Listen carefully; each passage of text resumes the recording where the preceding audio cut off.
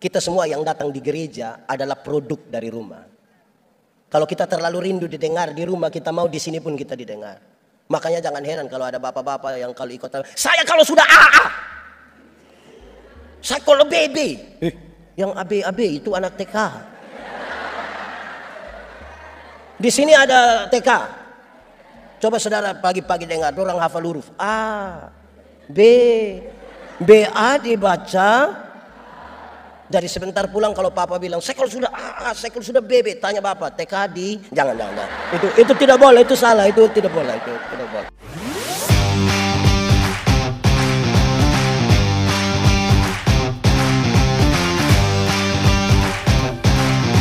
Bapak Ibu saudara-saudara, mari kita berdoa untuk pemberitaan firman Tuhan. Mari berdoa. Ya Tuhan Allah, kami mohon kepadamu, arahkanlah seluruh hati dan pikiran serta hidup kami pada pemberitaan firman saat ini. Sebab siapakah kami ini Tuhan? Kami orang berdosa dan sangat terbatas, oleh karena itu tidak mungkin bagi kami untuk mengerti firman Tuhan kecuali kalau Tuhan menolong kami. Oleh kuat kuasa Roh Kudus-Mu kami mohon hari ini kami dimampukan bukan saja untuk mengerti firman Tuhan, tapi lebih dari itu kami dimampukan menjadi pelaku-pelaku firman-Mu. Berkati setiap hati yang sungguh disiapkan untuk pemberitaan ini. Jauhkan semua penggoda pencobaan. Biar di dalam damai-Mu kami belajar firman Tuhan. Kami rindu pada firman-Mu. Berfirmanlah bagi kami Tuhan. Di dalam nama Yesus, firman yang hidup itu kami berdoa. Amin. Jemaat, marilah berdiri untuk mendengar firman Tuhan. Pembacaan Alkitab hari ini diambil dari Ibrani 13 ayat 1 sampai 3 yang berkata, nasihat dan doa selamat. Peliharalah kasih persaudaraan. Jangan kamu lupa memberi tumpangan kepada orang, sebab dengan berbuat demikian beberapa orang dengan tidak diketahuinya telah menjamu malaikat-malaikat. Ingatlah akan orang-orang hukumanmu, karena kamu sendiri juga adalah orang-orang hukuman. Dan ingatlah akan orang-orang yang diperlakukan sewenang-wenang, karena kamu sendiri juga masih hidup di dunia ini. Demikianlah pembacaan Alkitab. Hendaklah firman Tuhan dengan segala kekayaannya mendiami hati kamu dan ucaplah syukur kepadanya. Silakan duduk. Bapak Ibu saudara-saudara, shalom. Yang di luar shalom. Semuanya shalom. Selamat hari Minggu. Ada sukacita. Hari ini kita sekaligus merayakan persekutuan kaum bapak. Kita tepuk tangan dulu, tidak apa-apa. Yang saya mau tanya adalah, ini perayaan kaum bapak atau kaum ibu? Kaum bapak atau kaum ibu? Lalu sepertinya mama-mama lebih banyak dari bapak-bapak. Apakah ini mama-mama janda? Ya, itu pertanyaan penting itu. Pertanyaan penting. Kan banyak yang tidak janda toh, tapi tidak sama-sama dengan suami datang ke sini. Ini bapak-bapak dorang ini waktu masih pacaran dulu rajin jemput pacar datang ke gereja. Betul? Setelah menikah ibu datang sendiri. Terus pendeta tanya, "Bapak, kenapa lepas ibu datang sendiri ke gereja?" Terus dia bilang begini, "Pak pendeta, ibu pendeta, waktu Pak pendeta, ibu pendeta kasih nikah saya dan ibu, kami dua telah menjadi satu." Jadi kalau ibu sudah ke gereja itu sama dengan bapak juga sudah. Di GPIB ada begitu juga. Siapa punya suami cocok, kita jujur saja itu. Tapi ibu-ibu juga satu ini, ibu-ibu ini. Siap cantik-cantik datang gereja tapi jalan sendiri. Terus pendeta tanya, "Ibu, suami?" Terus dia bilang, "Ih, tahu sendiri." Sudah tahu suami begini, kenapa ambil resiko? Bapak Ibu saudara-saudara, jemaat. Bagus itu. Jemaat. Pertanyaan paling penting bagi semua pendeta dan pergumulan bergereja adalah kenapa kaum bapak itu malas beribadah?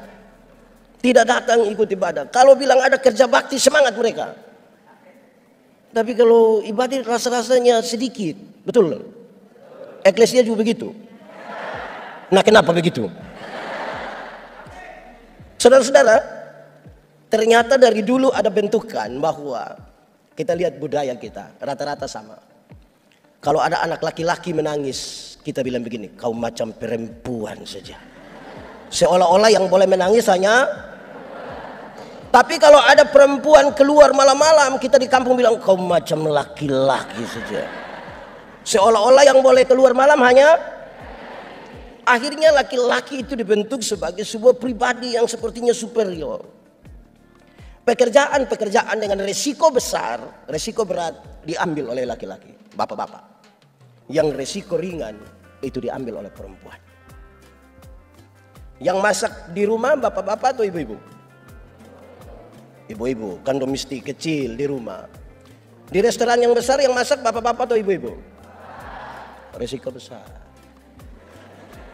Di sini ada orang NTT? Tidak usah angkat tangan, tidak usah. Kita muka sama semua ini, sudah tidak usah.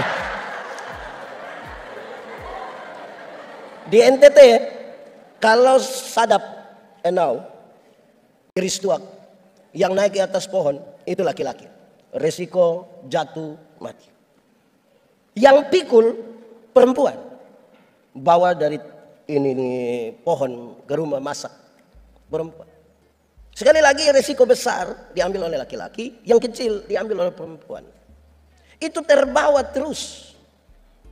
Sekarang pertanyaan penting untuk kita jawab.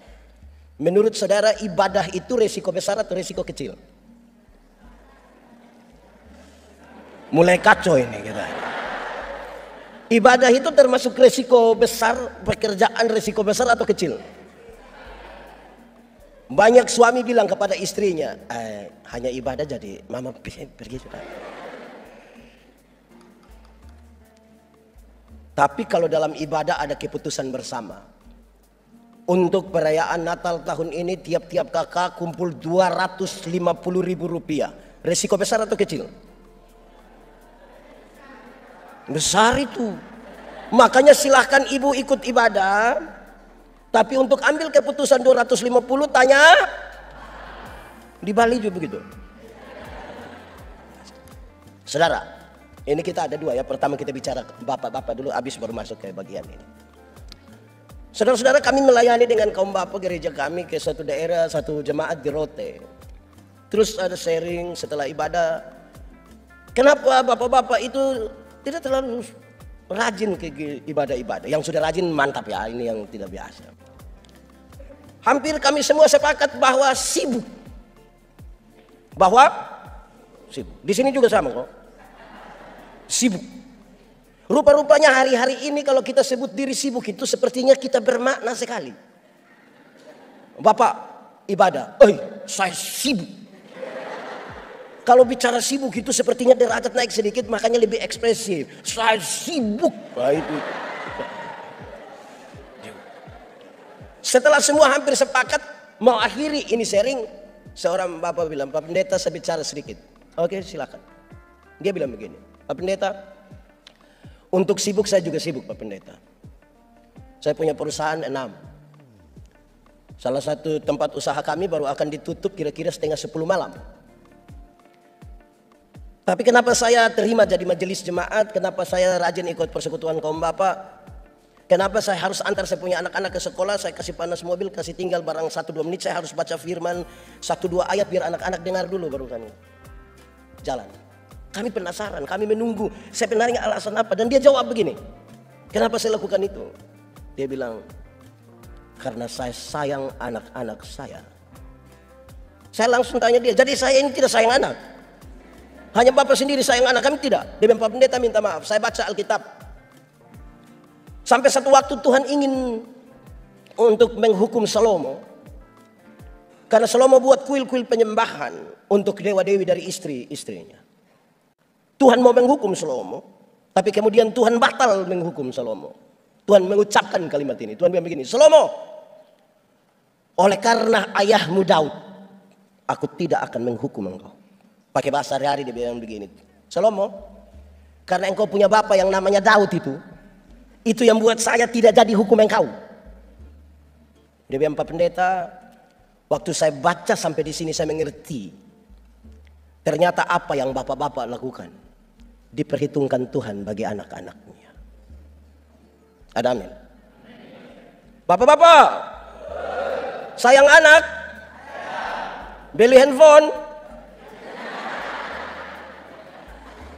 Apa yang orang tua lakukan, apa yang bapak-bapak lakukan, Tuhan perhitungkan bagi anak-anaknya. Dalam sebuah pertemuan raya kaum bapak, saya diminta sebagai salah seorang yang membawa materi. Pertanyaan bapak-bapak ini menarik. Melihat kondisi di mana banyak bapak tidak bergereja, tidak ibadah. Mereka bertanya begini, apa yang gereja buat, apa yang sinode buat, apa yang gereja buat, apa yang sinode buat, apa yang gereja buat, apa yang sinode buat. Saya catat banyak sekali.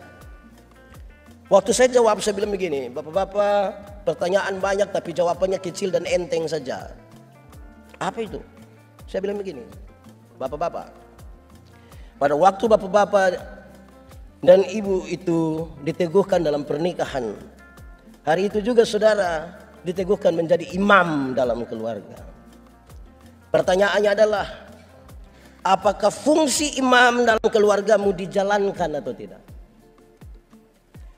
Kalau fungsi-fungsi imam dalam rumah tangga itu dijalankan, ini pertanyaan yang begini banyak ini tidak ada.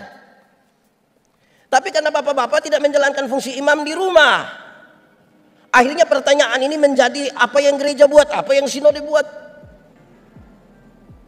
Kalau bapak-bapak melakukan fungsi imam di rumah, maka satu saat gereja akan mendapat nota bilang begini, minta maaf kami tidak terima ibadah rumah tangga. Kenapa? Karena kami tiap hari ibadah, tiap hari. Tapi karena bapak-bapak dilakukan, maka kita tanya, apa yang gereja buat, apa yang sinode buat? Kira-kira begitu. Bapak Ibu saudara-saudara, Tuhan Allah menciptakan manusia itu laki-laki dan perempuan. Aman toh? Ya.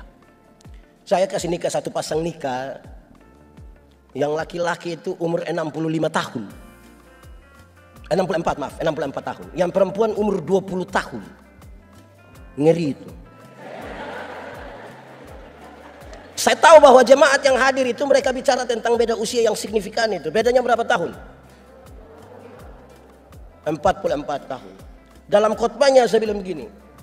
Dalam sebuah pernikahan, beda usia tidak penting. Tidak penting. Yang lebih penting adalah mereka harus beda jenis kelamin. Itu lebih penting. Untuk apa sama-sama umur 30 tahun tapi laki-laki semua? Itu pakai bahasa Kupang bilang kita bakorek-bakorek. Jadi biarlah berbeda. Amin. Lalu apakah Tuhan membiarkan itu supaya hanya laki-laki dan perempuan? Tidak. Ada pola yang Tuhan sengaja biarkan kepada manusia laki-laki dan perempuan itu untuk kelola, supaya rumah tangga mereka itu menjadi berbahagia. Saudara, sebuah penelitian bilang kalau kecantikan dan kegantengan menjadi ukuran, maka setiap 3 tahun kita mesti ganti pasangan. Kalau kecantikan menjadi ukuran, ini hasil penelitian ini. Kalau kecantikan, kemolekan, kegantengan menjadi ukuran sebuah pernikahan, maka setiap 3 tahun ganti istri. Saya 13 tahun, 14 tahun nikah, berarti minimal saya sudah 4. Apalagi yang sudah 20 itu. Lalu bagaimana? Tuhan biarkan kira-kira ini. Saya bicara cepat di sini, baru kemudian kita masuk di tema ini. Ada pola yang sengaja Tuhan izinkan supaya laki-laki dan perempuan itu kelola, biar ini hadiah bagi bapak-bapak semua. Pertama, soal pola berpikir. Laki-laki bapak-bapak itu cenderung rasional. Makanya bapak-bapak itu kalau bicara selalu bilang saya pikir.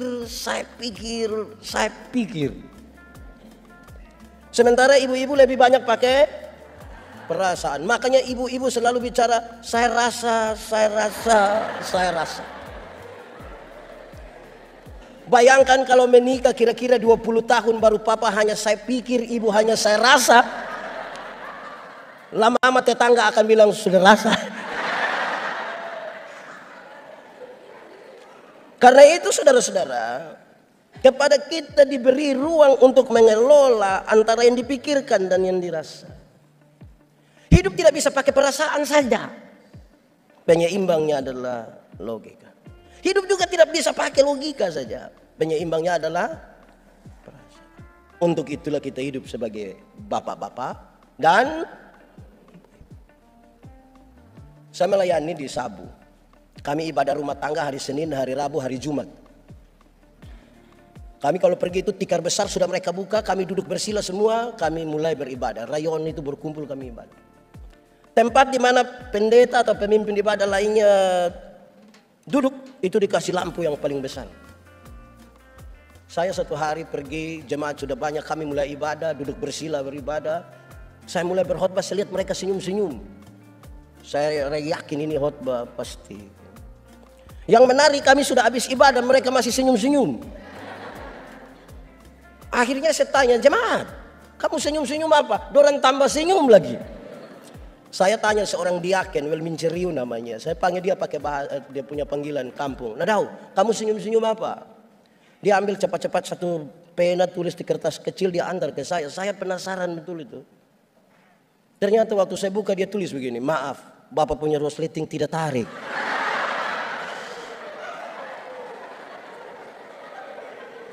Saya mau tanya saudara, menurut saudara tadi orang punya ibadah baik? Baik atau tidak? Kenapa tidak baik?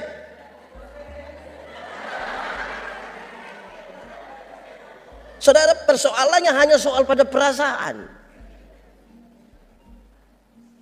Kita gagal mengelola itu. Kita gagal mengelola banyak sekali hal dalam persekutuan. Kedua, soal pola bekerja. Laki-laki itu cenderung pekerja tunggal. Kita bapak-bapak ini hanya pergi ke kantor saja, tapi waktu kita pulang kita rasa kita sudah kerja seluruh dunia dan segala isinya.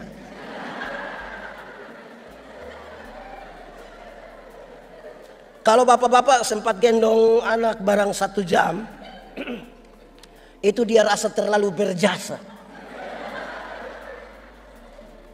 Ibu pulang dia bilang, "Mah, tolong gendong adik dulu." Papa, saya mau ke teman-teman, kasih tinggal kami sendiri. Loh, tadi saya sudah gendong adik itu 1 jam.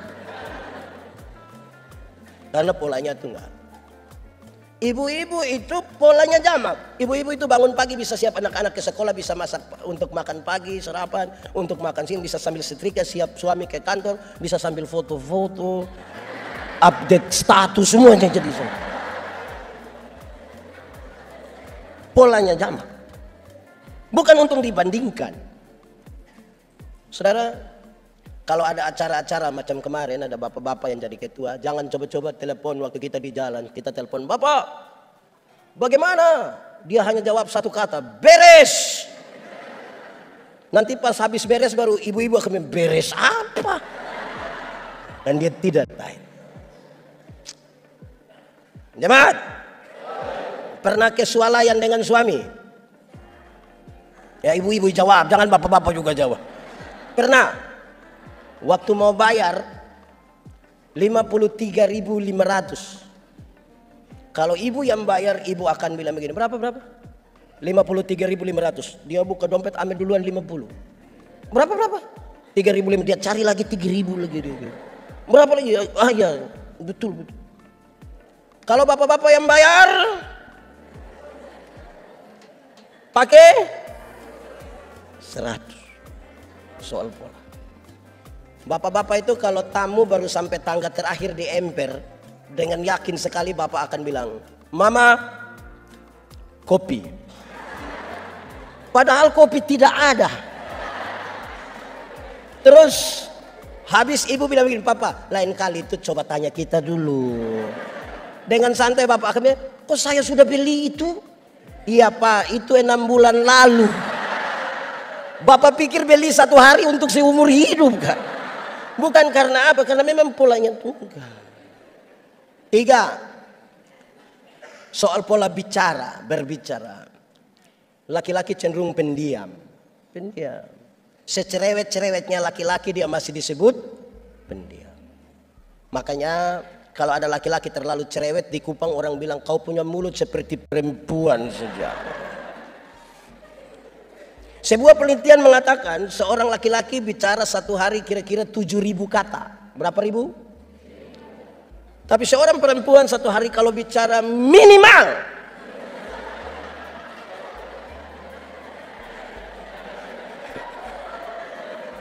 sekurang-kurangnya 21.000 kata. Bapak 7.000, mama. Bayangkan pagi-pagi papa sudah ke kantor, anak-anak ke sekolah. Mama mau 21.000 dengan siapa? Rata-rata papa pulang kantor jam 5.6 ya. Ibu rencana mau kasih keluar duluan yang 3.000. Ibu sambut papa di pintu, pas buka ibu bilang, "Pak, di kantor tadi baik." Terus papa bilang, "Kau kepala kantor?" Kalau kita punya komunikasi macam begini, bahaya. Bahaya. Amin kok. Tempat berkomunikasi yang baik itu ada di meja makan. Bapak-bapak jangan terlalu sering lah makan di luar sampai lupa makan sama-sama dengan saya. Kita akan bicara tentang kemurahan hati, tapi kalau tidak di rumah tidak bisa. Di meja makan itulah kesempatan kita bertanya-tanya. Mama, kenapa ini sayur garam semua? Terus ibu jawab, "Sayang, papa minta maaf sayang. Tadi waktu mama tumis ini sayur, mama terlalu ingat papa." Jadi mama pikir papa garam, mama ambil taruh. Tapi yang penting komunikasi. Ibu-ibu, komunikasi dengan suami ada baik? Hah? Handphone telah berhasil mendekatkan yang jauh dan menjauhkan yang. Tanya itu anak laki-laki, kau laki-laki di sekolah dapat berapa? Saya dapat 10 bapak. Engkau seperti engkau punya bapak. Engkau bapak sekali. Yang perempuan, kau di sekolah dapat berapa? Papa tadi matematika susah papa, jadi kakak dapat 3. Aduh, kau macam ibu punya keluarga. Komunikasi. Jemaat. Di meja makan itu lepas itu handphone semua lepas. Apalagi kalau bunyi terus dia sengaja ambil melangkah agak jauh baru dia bilang halo. Kalau itu terjadi, hai istri aku berkata kepadamu, curiga sudah. Rahasia negara apa yang bicara harus sampai bisik-bisik. Terakhir untuk bagian ini, khotbah belum mulai ini.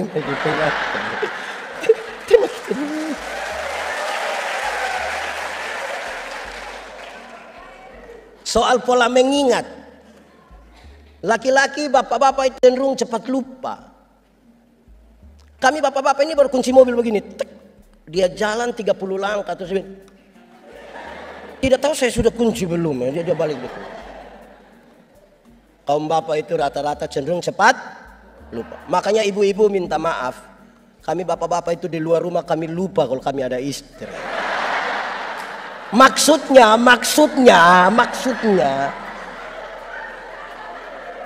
kami bisa bercerita dengan teman sampai lupa kalau ibu tunggu di rumah.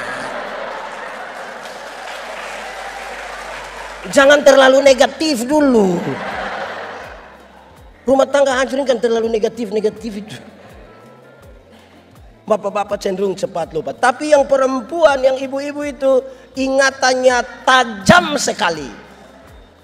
Setajam. Oh tahu juga.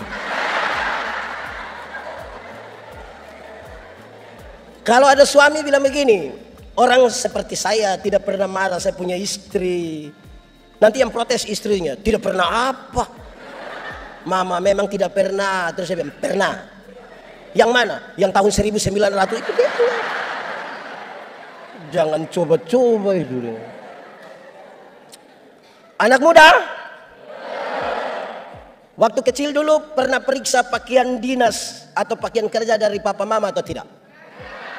Yang paling banyak dapat uang itu di papa punya atau mama punya? Bapak rata-rata lupa 5.000, 10.000, 20.000. Jangan coba-coba periksa mama punya.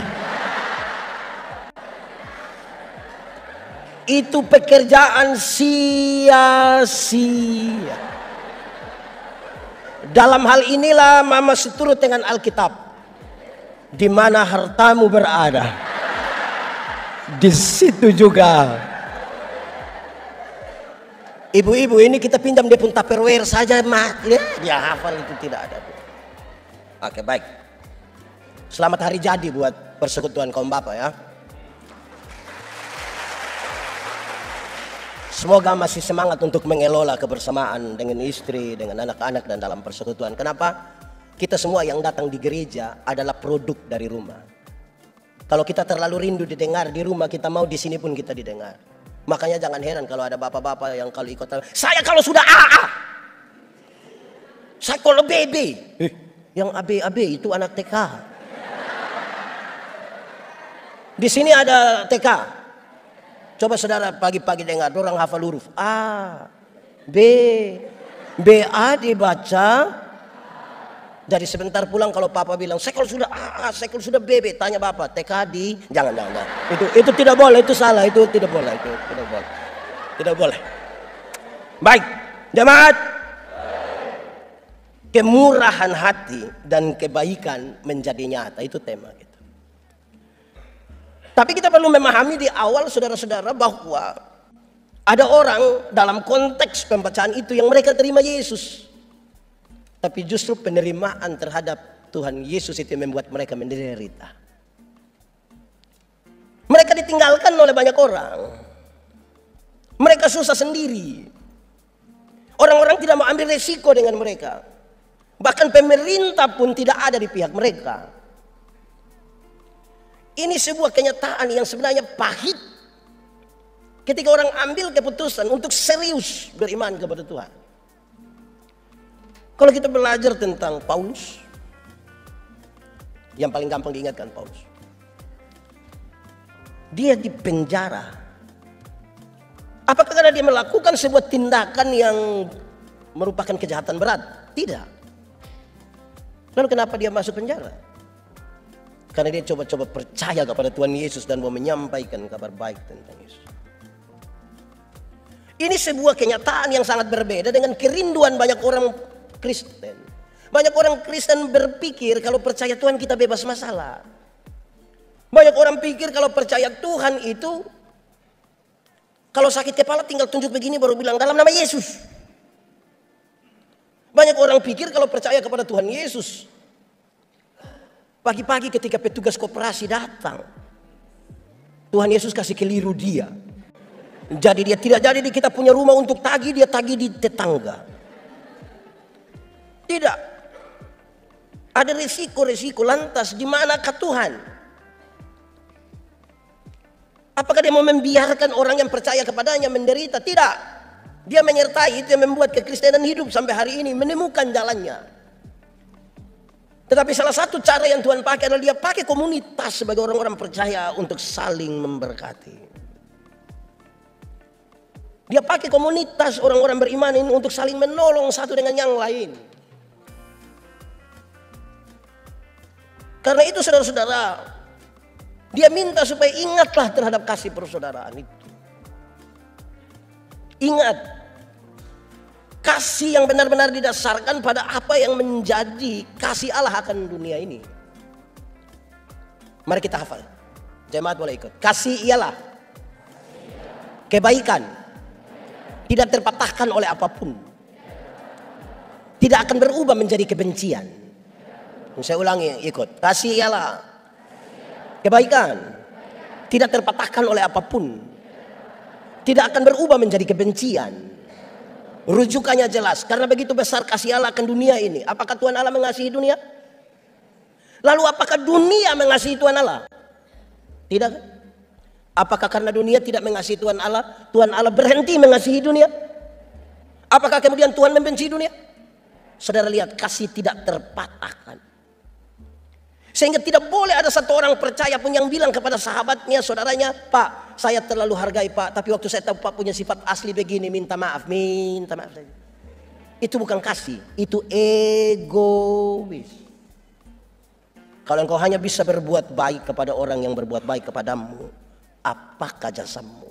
Karena orang-orang berdosa pun melakukan hal itu. Kasih seperti ini yang Tuhan Allah mau, yang tidak terpatahkan oleh apapun.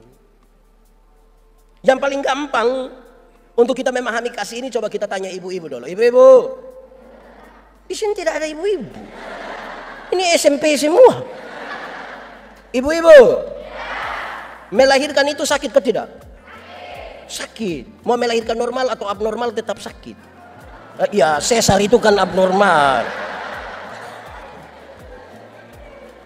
Waktu ibu sakit melahirkan, kan kami suami hanya di luar baru bilang, Yesus. Sudah beginilah dia bayangkan, kira-kira ini anak muka seperti siapa ini? Anak-anak, waktu kamu baru lahir, kamu tidak tahu apa-apa, kamu hanya bisa menangis. Setiap kali kamu menangis, orang tua hanya pikir kalau bukan basah pasti lapar. Anak-anak punya jam tidur, orang tua punya jam bangun. Orang tua punya jam tidur, anak-anak punya jam bangun. Orang tua tidak tidur karena kamu. Di jam 2:30 subuh masih banyak orang tua. Betul? Sempoyongan tidak bisa tidur ini, seringkali ibu-ibu dipaksa lagi menjadi penyanyi. Makanya ibu-ibu punya lagu seringkali tidak bisa dipertanggungjawabkan. Kalau tidak bobo digigit. Padahal justru kalau anak bobo itu baru nyamuk gigit. Kalau anak lari-lari nyamuk. Tapi sudahlah. Anak-anak, kamu tidak bisa bicara. Orang tua ajar kamu bicara satu-satu suku kata. Ma, pa. Waktu mereka mulai SMP, SMA, tolong jawab orang tua. Dorang ada suka bicara sama papa mama?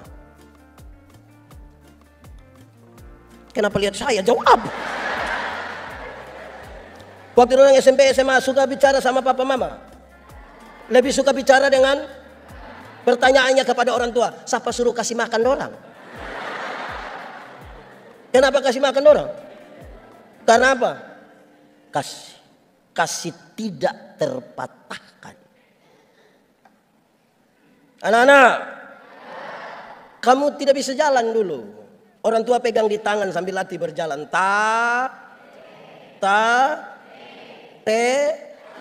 Nah itu jalan belakang. Tapi waktu anak-anak mulai bisa berjalan sendiri, SMP, SMA, suka jalan sama papa mama? Lebih suka jalan dengan? Lalu kenapa beli kasih mereka HP? Saudara lihat, kasih tidak Makanya orang tua sering kali bilang begini.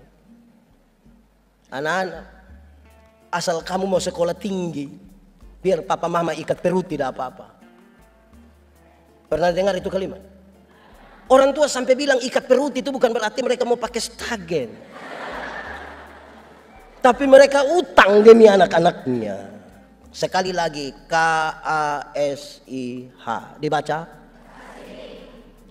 Makanya banyak sekali orang tua mengatakan begini, busuk-busuk juga itu kita punya anak. Busuk-busuk juga kita punya.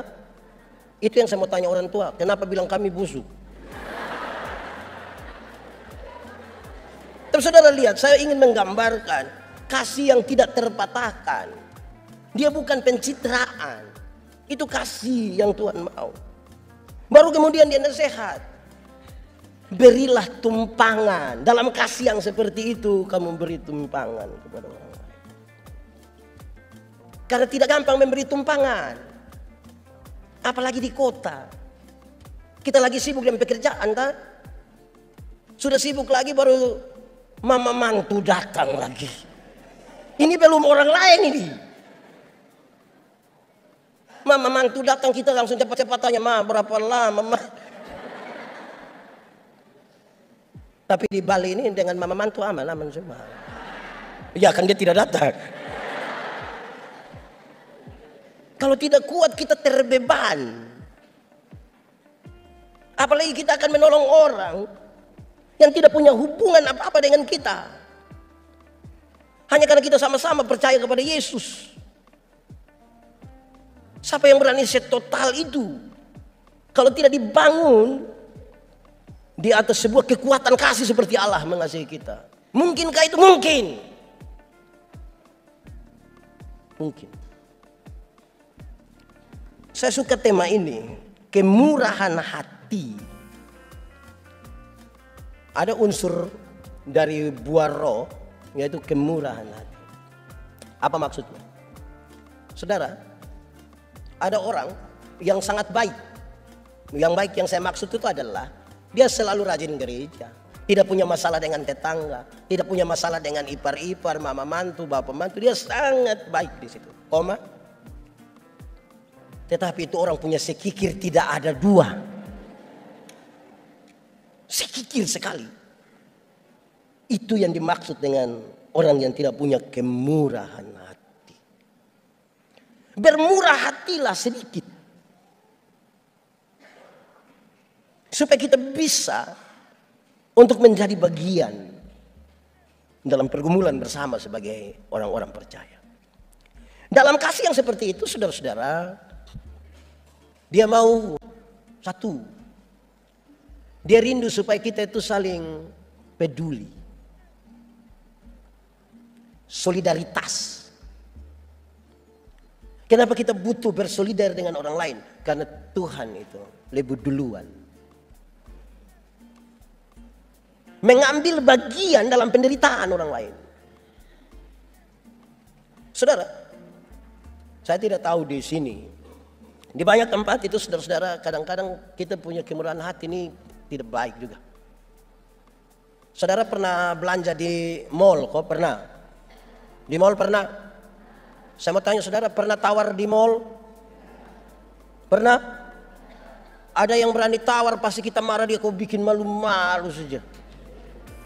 Beli di mall tidak tawar. Pemilik mall itu orang kaya atau orang miskin? Saudara lihat, beli di orang kaya tidak tawar. 99.900, kita ambil 100.000 kasih. Dia kasih kembali permen satu, kau dapat saja, jangan ukur saya deh. Di orang kaya tidak tawar. Tapi kalau pagi-pagi kita keluar rumah lihat nenek-nenek, kalau kami di kampung kan ada orang bawa sayur begitu toh. Nenek-nenek jual sayur, ini nenek ini susah, mungkin dia pulang jual sayur sudah mati dia mungkin. Itu tawar atau tidak? Tawar. Dia punya tawaran itu mengerikan. Nenek, sayur berapa? Ini nenek sudah senang, 3.000. Dia sengaja kaget, hah? 3.000? Bisa 9.000? Kadang-kadang tambah satu kalimat di belakang, bisa 9.000 kah? Nenek dong tanam sendiri juga. Itu kalau saya yang jual, saya bilang bawa saja, saya tidak usah. Tawar sayur 3.000 jadi 9.000 padahal turun dari mobil Innova. Di tangan kiri ada Samsung terbaru, di tangan kanan ada iPhone terbaru, masih ada lagi Nokia di dalam tas. Rantai selip berat 1 kilo. Tawar sayur 3.000 jadi 9.000 itu. Jemaat, mulai besok tawar sayur itu terbalik dari itu. Tanya itu nenek, yo sayur berapa? 3.000. Maaf, bisa 3.000?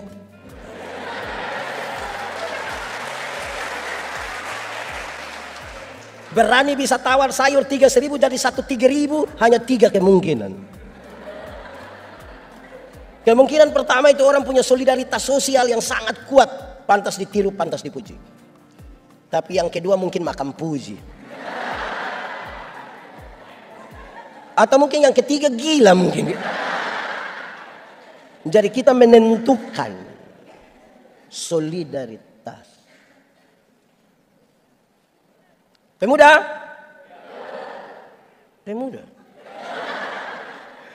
Ini pemuda, saya mengkritisi 1-2 pemuda, kelompok pemuda yang semangat melayani tinggi. Saya bilang orang, kamu sudah bagus. Waktu mau Paskah, waktu mau Natal, mereka pergi catat yang usia lanjut. Di sini apa namanya? Ya, yang susah sengsara itu mereka catat nama-nama mereka. Terus mau datang, nenek nanti ikut gereja ya. Pas warta pelayanan ada bilang begini, untuk para penerima diakonia supaya jangan pulang dulu. Setelah ibadah ini akan dilakukan pembagian. Yang sehat semua pulang, ini yang kita kasih tinggal nenek-nenek sakit semua ini. Mulai mereka panggil satu-satu, Nenek Manobe. Nenek jalan begini kan dia susah gitu. Terus kita ambil kantong plastik merah isi beras, isi gula, isi semua, kan nenek setengah mati gini. Terus nenek setengah mati, nenek kita foto dulu, kita pemuda. Kalau antar saja ke rumah bisa kok tidak? Kalau kepentingan dokumentasi fotonya di rumah bisa kok tidak? Lalu kamu panggil saya pun nenek datang sini supaya apa?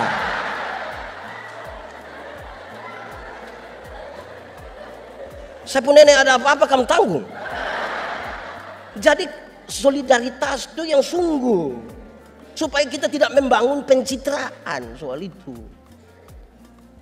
Mau melayani yang betul-betul dalam kasih yang seperti tadi penjelasan itu, saudara.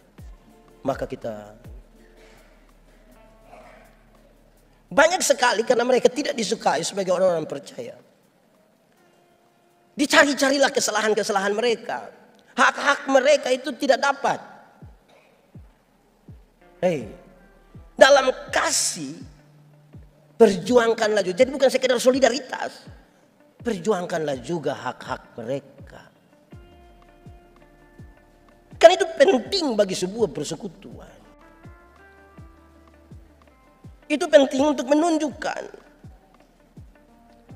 bahwa kita adalah bagian sebagai tubuh Kristus. Saya minta saudara supaya berhati-hati ketika saudara membaca, karena tanpa sadar beberapa orang telah melayani malaikat-malaikat. Saya minta saudara hati-hati, maksudnya begini, jangan dengan motivasi itu saudara melayani orang lain. Mari kita tolong orang, siapa tahu kita tolong malaikat. Iya, malaikat maut. Jadi jangan demotivasi itu. Lakukan saja. Apapun yang kamu perbuatlah dengan segenap hatimu seperti untuk dan bukan untuk jemaat. Ingat, tidak semua yang baik, semua yang kelihatan baik itu dibangun di atas motivasi yang benar. Belum tentu. Ingat, tidak semua senyum tulus. Saya datang, saya bilang, selum. Saudara bilang, selum. Saya lewat baru saya paruin. Jadi ini dia mau nasihat yang benar ini. Supaya betul-betul kita pakai kemurahan hati dengan benar. Saya berkhotbah di bank-bank semua yang ada di Kota Kupang. Saya bilang begini. Ini ibu-ibu yang kerja di bank ini cantik-cantik semua. Mau lihat jauh atau lihat dekat tetap cantik. Mereka pakai pakaian bagus-bagus, kerja di dalam ruangan ber-AC, tertata rapi lagi. Wah, kita pergi ke bank itu macam tidak mau pulang. Macam mau lihat-lihat terus dalam punya muka itu. Kita baru naik di tangga terakhir dengan santun sekali mereka bilang begini, selamat siang, ada yang bisa kami bantu? Terus saya tanya ada orang, ibu-ibu, siapa yang di rumah ketika dia bangun pagi lihat suami pas bangun, terus dia bilang, selamat pagi. Ada yang bisa kami bantu?